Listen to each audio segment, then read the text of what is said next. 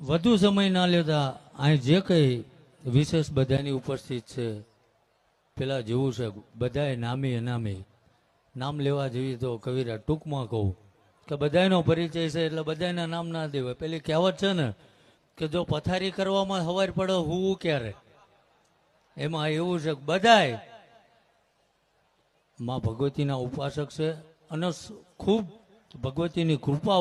વર્ષે બધાય ઉપર અને કાયમ ને કાયમ આવો સૂર ને આવો રાગ રે અને માતાજીના ગુણ ગાય એવા હૃદયથી હું પ્રાર્થના કરું છું. વધુ સમય ના લેતા હજુ મારે 10-12 કલાકનો રસ્તો છે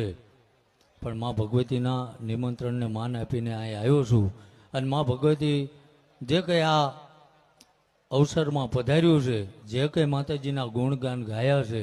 હું ભગવતીને હૃદયથી પ્રાર્થના કરું છું કે હવા મહિનો ના થાય ને બધાની